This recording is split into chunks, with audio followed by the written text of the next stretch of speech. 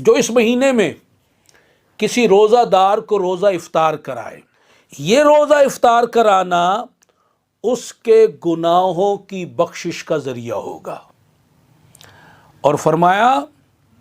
اسے آگ سے، دوزخ کی آگ سے اسے آزاد کر دیا جائے گا، اس کی گردن کو آزادی نصیب ہو جائے گی دوزخ کی آگ سے، اور اسے روزہ دار جیسا ثواب ملے گا۔ اور یہاں میں وضاحت کر دوں، یہاں ثواب کی بات ہوئی ہے۔ کوئی یہ نہ سمجھ بیٹھے کہ میں روزہ نہیں رکھتا، میں اپنی جگہ کسی کو روزہ کھلوا دوں گا تو میرا بھی روزہ ہو جائے گا، ایسی بات نہیں۔ روزہ ادا نہیں ہوگا، ثواب ملے گا۔ کوئی حرم شریف میں نماز ادا کرے، اسے ایک نماز کا ثواب 1,00,000 نمازوں کے برابر ملتا ہے۔ تو یہ نہیں کہ اس نے 1,00,000 نمازیں ادا کی ہیں، نہیں، ثواب ملتا ہے۔ اب رسول اللہ صلی اللہ علیہ وسلم ارشاد فرماتے ہیں کہ جو ماہ رمضان میں عمرہ کرے اسے میرے ساتھ حج کرنے کا ثواب ملتا ہے۔ ثواب کی بات ہو رہی ہے، یہ نہیں کہ پریکٹیکلی اس نے نبی پاک صلی اللہ علیہ وسلم کے ساتھ حج کیا ہے۔ تو یہاں بھی ثواب کی بات ہو رہی ہے کہ جو کسی کو روزہ افطار کرائے گا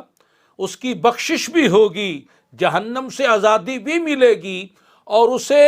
روزہ دار روزے کا ثواب بھی ملے گا، اور جس کا روزہ اس نے کھلوایا ہے اللہ کی رحمت دیکھیے اس کے روزے کے ثواب میں کچھ بھی کمی واقع نہیں ہوگی۔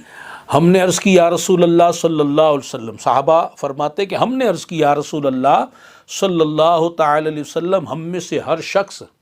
اتنی طاقت نہیں رکھتا، اتنی استطاعت نہیں رکھتا کہ جو روزہ دار کو روزہ افطار کرائے۔ آپ نے ارشاد فرمایا صلی اللہ تعالی علیہ وآلہ وسلم، اللہ تعالی یہ ثواب اسے عطا فرمائے گا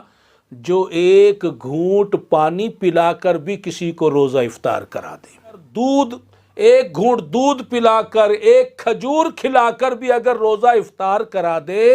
یہ جو فضیلت بیان کی یہ تو اسے بھی ملے گی، اور اگر کوئی روزہ دار کو پیٹ بھر کر کھلا دے اللہ تعالیٰ اسے میرے حوض کوثر سے سیراب فرمائے گا، پانی پلائے گا، اور جس نے میرے حوض سے گھونٹ پی لیا سیراب ہو گیا، پھر جنت میں داخلے تک اسے پیاس نہیں لگے گی۔